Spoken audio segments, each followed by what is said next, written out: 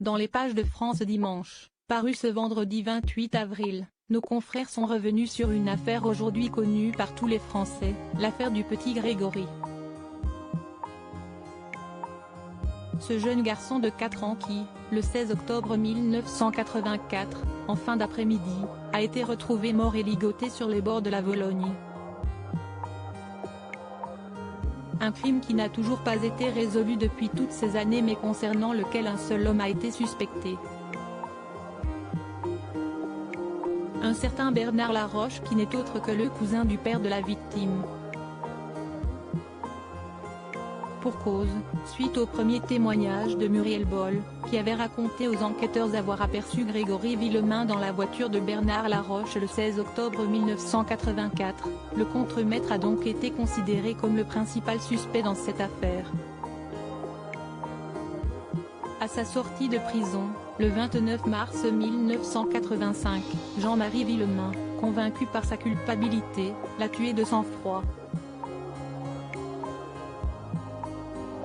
Et à la suite de sa mort, la justice avait donc déclaré un non-lieu.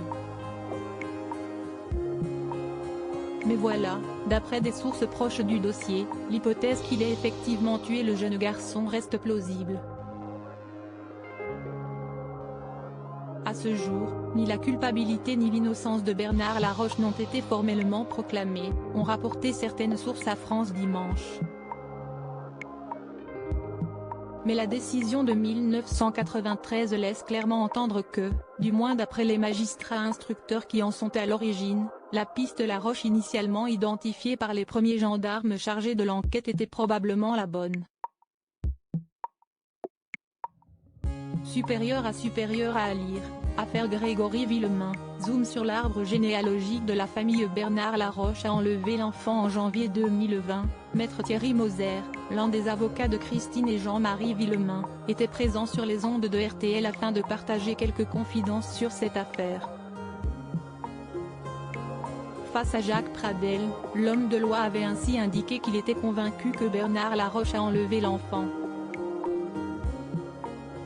Après avoir dénoncé un crime collectif, l'avocat des parents du petit Grégory avait poursuivi son propos en ajoutant que Bernard Laroche est l'un des rouages dans cette affaire judiciaire.